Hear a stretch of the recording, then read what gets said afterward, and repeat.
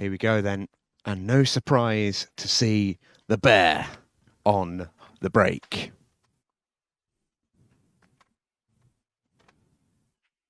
Oh, that is just beautiful, isn't it? A work of art from the bear Ben Doyle. Beautiful break. He does have a sledgehammer. Squares up that front ball with power. I think the first time we saw him on the Monday night show, he was averaging 3.5 balls a break. I remember that actually because you did that show, I think, alongside Gareth Potts. I did, so yeah. he came walking out from that night thinking, who is this guy? Yeah, exactly that. First time I'd seen Ben play in person was when he played for Ireland under 23s, and you knew then he was going to be a real talent, great player.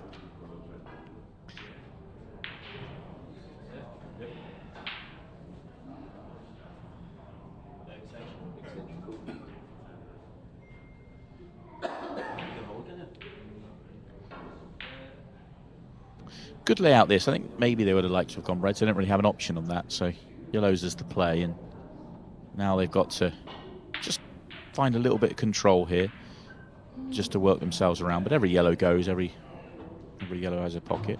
Oh, they're on the reds. I thought they were on the yellows. Graphics man's done us here.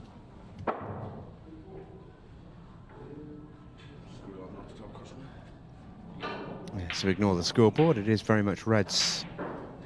The order of the day for the Irish pairing.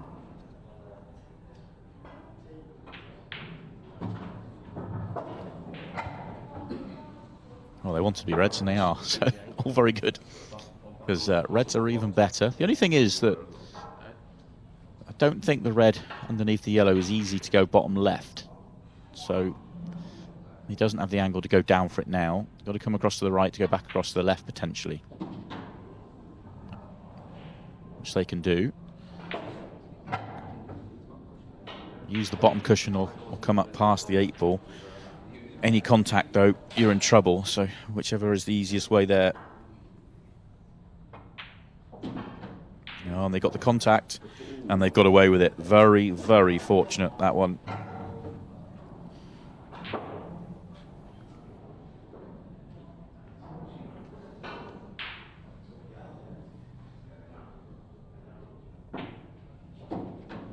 Yeah, fortunate to have that shot.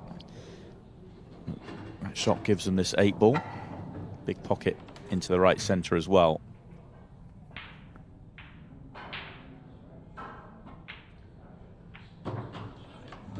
And uses the big pocket. Very good start for the Irish duo.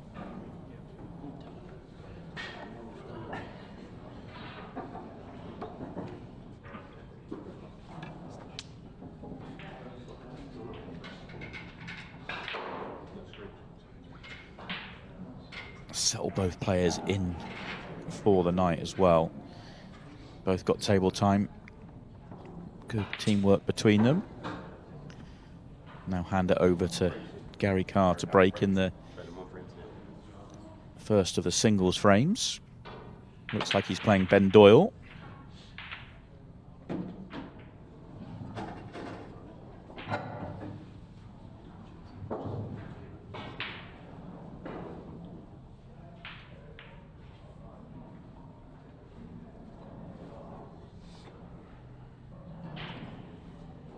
Not a good layout. Much tougher layout for Garry than it was for the Irish boys. Red and yellow together on the left-hand side. Got to deal with it. Double doesn't look available.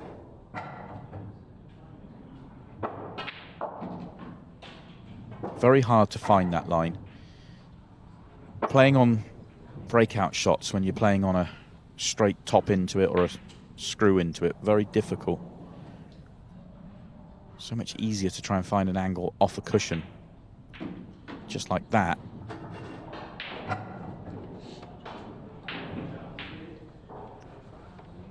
Big question now is, where does the red in the middle of the table go? I think it goes bottom right. Just slide back across the top of it. May not got nicely on the 8 ball. Yeah, this can go wrong. Got to be very clear with what you're trying to do with this cue ball. If you flick a yellow, you're in trouble. Yeah, I like that a lot. Just taking the yellows out of play, not trying to play on the 8 ball anywhere near the centre pocket. Keep it clean. Brilliant stuff from Garry Carr.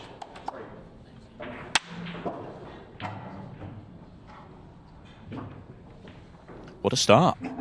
What a start this is. I'm no surprise to see Garry come out all guns blazing as well. He is known as the Maltese showman. He loves the big stage. I mentioned earlier he took a bit of time sort of away from the table in his interview earlier on this year. Feels refreshed and hungry again, which is great. Every player needs that from time to time. But he will have missed this sort of stage. I'll tell you what, if ever there was a tale of 2 breaks, Shaun Sharkey and Ben Doyle, one was 10 out of 10, one was, well, I'll let you decide. Is that what Ben's telling him when he sits back down? Look at the furrowed brow from the bear in the corner. Yeah, and what that means as well, especially for Ben here, is that he's probably going to sit down here for a little while, because it's going to add a lot of time to this frame. It's not going to be wide open, and it's going to slow this match up.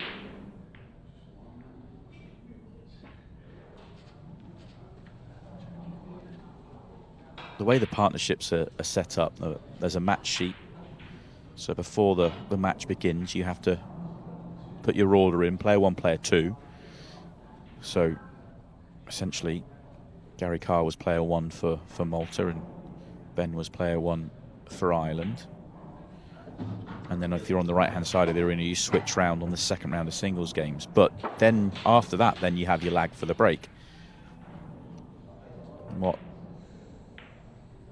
Ireland did was win the lag, and they can send Ben up, but that means he didn't get to break in his individual frame.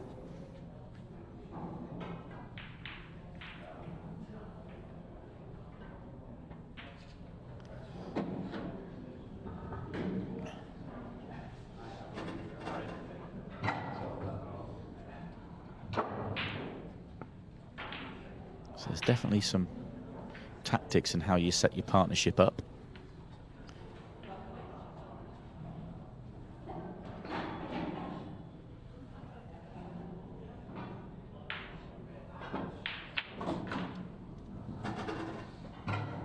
Really tough finish that Shaun Sharkey is trying to find right now. Little gaps and little tight connections here. Not sure he's on this ball. No, maybe he's looking at the safety options. So I don't think he's on it at all.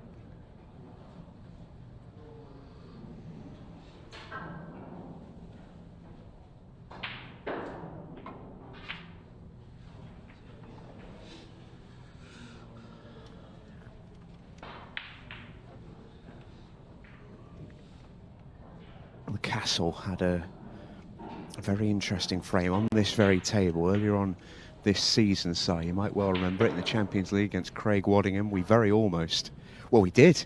We saw ultimate pool history, the first ever 0-0. Clayton was a part of that. I don't think this frame will last quite as long.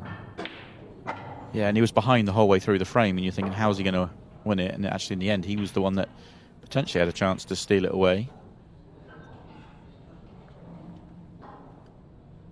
It has been a good year for that. First ever 0-0. First ever 4-way 6-red shootout. Big shot coming up here.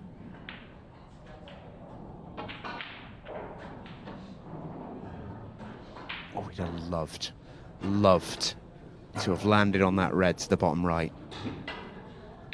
As it is, he may still well have to take it.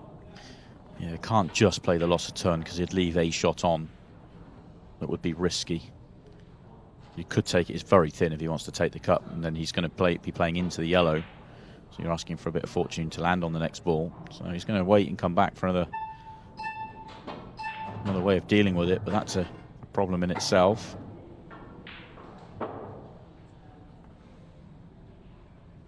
Last 2 shots in this visit are going to be very tight. if he wants to make the clearance. Both reds in the bottom half of the table are very well guarded.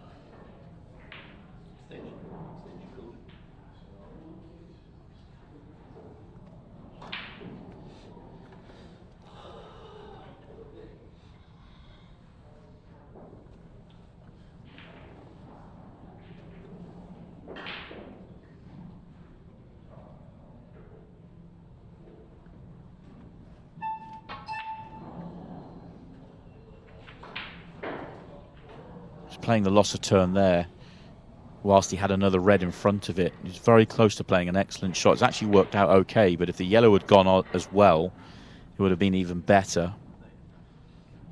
Because he was leaving no yellow on, and he would have opened up his table.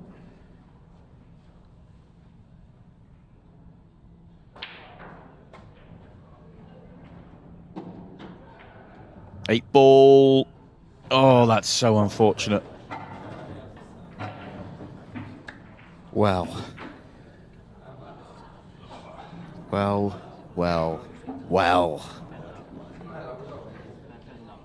Yeah, that was definitely not a frame to look back on for Shaun Sharkey. That was a bad way to lose it, but started with the break shot and it never really improved. It's so unfortunate. It really is so unfortunate because he played a beautiful shot. The reaction was great, wasn't it? He played if that 8 ball doesn't go in, he's won the frame off that shot. It's so unfortunate. It really is. You cannot legislate for that. Wow, talk about big breaks. How about that from the castle? Wow. Back into the Scotch frame, of course. And what a layout to hurt the Irish duo even more here.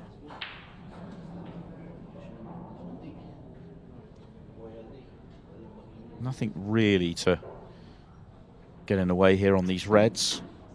Just the one nearest the left cushion. What are you playing on after that?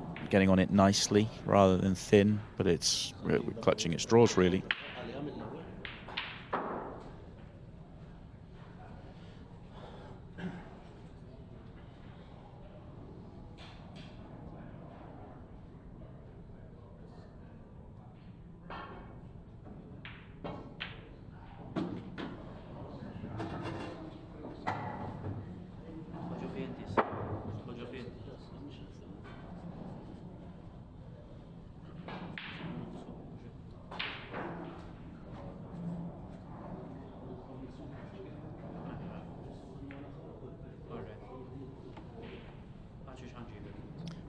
They're discussing how to get on that ball now. I quite like just keeping it simple and playing on it, yeah.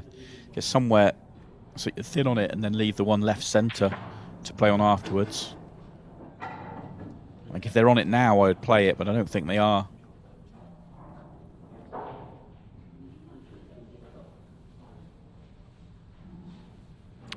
Trickle under 7 minutes remain in this match, and this frame therefore will be key.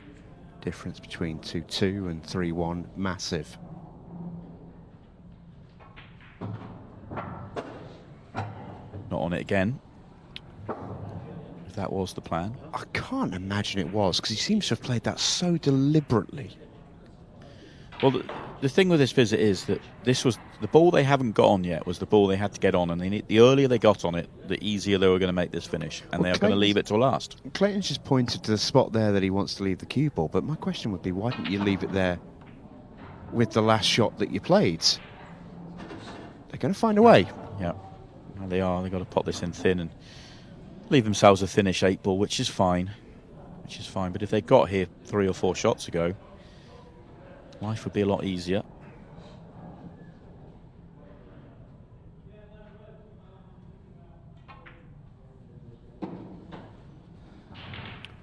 Played it very, very well, did Clayton Castaldi.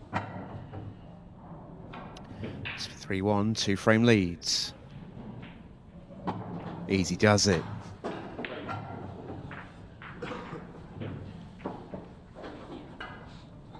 Difficult couple of years for Clayton on the Pro Series following winning the World Championships.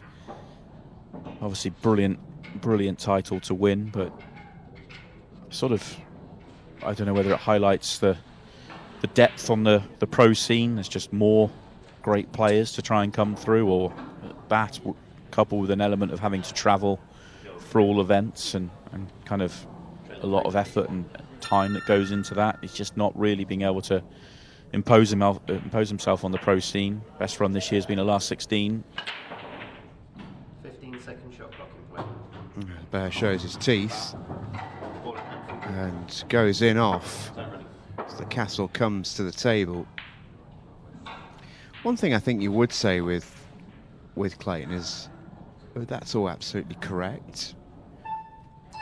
But I think he's sort of, at least from the outside looking in, at least to me, he seems to now at least feel at home on the Pro Series stage. He looks like he belongs.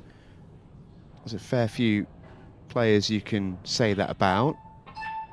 The next step is there for him to go and try and go deeper and eventually go and win one of these things. And if he needs some advice on how to win an Ultimate Pool title, maybe he could look quite close to home as we take a look at the younger Castaldis who are in the arena watching on Papa Bear.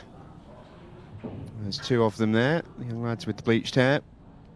Jake on the near side of the shot there, an Ultimate Pool Next Gen finalist. And one of Malta's all-conquering young stars who are in unbelievable form in Ennis at the World Championships of late. Of course, Clayton knows a thing or two about winning at the World Championships. Oh yeah, he does indeed.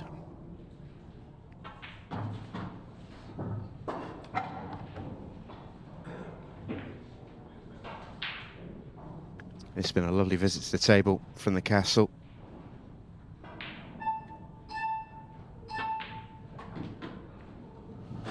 And he actually showed his level in Ennis, I thought. I watched a lot of him, and he was so good for that Malta team. Was taking out really high-level finishes on repeat.